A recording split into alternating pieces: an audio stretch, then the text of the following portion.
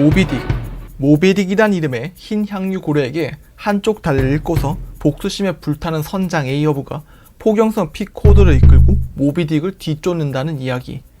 19세기 미국의 소설가 겸 시인이었던 허먼 멜빌이 적은 모비딕은 현대문학에서 광기 어린 인물을 뽑을 때 빠지지 않는 인물인 선장 에이어브와 함께 미국 문학사의 걸작이자 노벨 연구소에서 세계문학 100대 작품으로 선정했을 만큼 오늘날까지도 수많은 해석들을 불러일으키고 있는 고전 중의 고전으로 평가받고 있습니다. 워낙 유명한 작품이다 보니 모비딕에 대한 여러 재미난 일화들도 전해집니다. 이를테면 모비딕을 몹시 흠모했던 윌리엄 포크너가 유명한 사파가인 로겔 켄트가 그린 선장 에이어브를 액자에 담아 거실에 걸어두었다거나, 혹은 세계적인 커피 체인점인 스타벅스의 이름이 피코드호의 1등 항해사 스타벅으로부터 유래했다는 일화들이 대표적이죠. 그러나 멜빌이 모비딕을 처음 출간했던 1851년엔 이 작품은 혹평을 받고서 거의 곧장 잊혀졌습니다. 불후의 명작들은 대개 작가 사후의 조명을 받듯 모비딕 역시도 멜빌이 1891년 영원히 눈을 감은 뒤에야 제대로 된 평가를 받을 수 있었죠. 미국 비평계의 수호 성인인 레이먼드 위버가 모비딕을 극찬하는 평론을 발표하면서 본격적인 재조명이 시작됐고, 또한 당시 영국 문학계의 거인이었던 서머시 몸까지 나서서 모비딕을 자신의 10대 소설 중 하나로 꼽으며 명성에 쐐기를 박았습니다. 그렇다면 그 이전의 모비딕은 왜 평단으로부터 외면을 받았던 것일까? 이에 대한 재미난 일화를 하나 살펴봅시다. 20세기 중반까지 런던의 영국 도서관에서 모비딕을 읽으려는 독자는 괴이하게도 소설 코너에서 이 책을 찾아볼 수 없었고, 이는 미국 문화라고 뭉뚱그려 분류된 코너에서도 마찬가지였습니다. 그렇다면 어디서 모비딕을 찾을 수 있었을까? 놀랍게도 그건 시톨러지라는 난생 처음 들어보는 희귀한 단어가 붙은 코너, 즉 고래학이라고 번역되는 곳에서 모비딕을 발견할 수 있었습니다.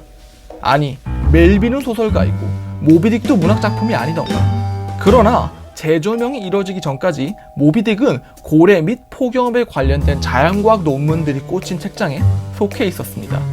이것이 시사해주는 바는 무엇일까? 물론 모비딕은 기술학이나 자연과학 서적이 아닙니다. 그러나 일종의 고래학 편람이라 불려도 이상하지 않을 만큼 고래에 대한 선원들의 전설부터 19세기 포경업에 관련된 지식들이 총망라되어 있죠. 이를테면 모비딕의 57장의 제목은 그림, 이빨, 나무, 철판, 돌, 산, 별자리에 나타난 고래들에 대하여이고, 67장의 제목은 고래 해체 작업입니다. 그리고 이 제목들은 문학적 비유나 상징이 아니라 문자 그대로 그 제목이 지시하는 지식을 나열하는 데 할애되고 있습니다.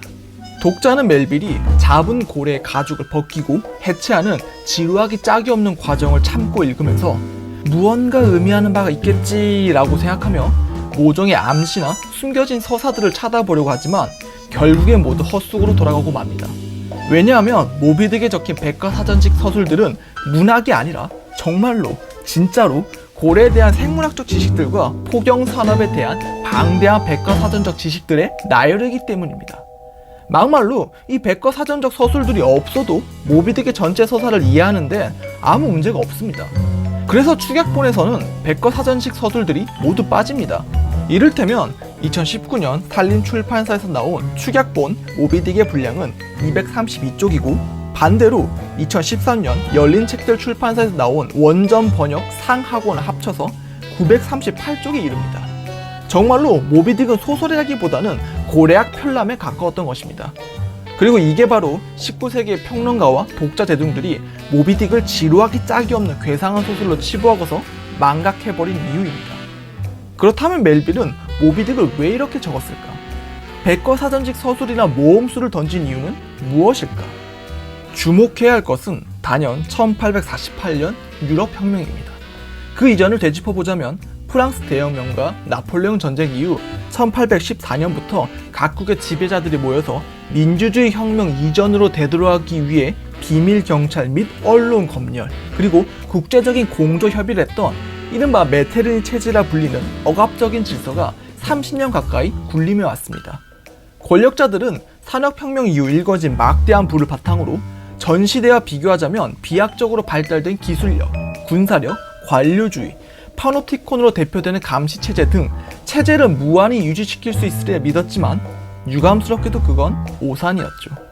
쌓이고 쌓인 불만들은 기어코 폭발하고 말았습니다.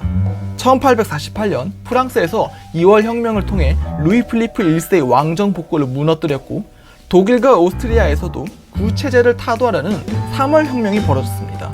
그리고 멜빌은 바로 이 1848년 유럽 혁명의 영향을 지대하게 받았습니다. 생각해보면 백과사전이란 학문, 예술, 사회, 과학 등 당대의 모든 지식들을 총망라한 것이 아니던가. 이는 세계를 완전히 지배하고 관리할 수 있다는 자신감의 발로입니다. 그러나 메테르니 체제가 1848년의 혁명들로 박살났듯 이런 관리에 대한 믿음은 환상에 불과합니다. 같은 맥락에서 고래와 그 고래를 사냥하는 방법들에 대한 편람인 모비딕의 결말은 어떠하던가. 에이어브는 모비딕을 잡는 데 끝내 실패하고, 피코도 역시도 소용돌이 속으로 휘말려 사라져버립니다. 즉 새드엔딩이죠. 또한 그렇기 때문에 모비딕이 최초로 재조명됐던 것이 모든 것을 깨우치고 관리할 수 있다고 믿어졌던 소위 진보란 관념의 결론이었던 제1차 세계대전의 폐후 이후였다는 것은 결코 우연이 아닌 셈입니다. 그래, 백과사전은 세계가 아닌 것입니다. 이만 마칩니다.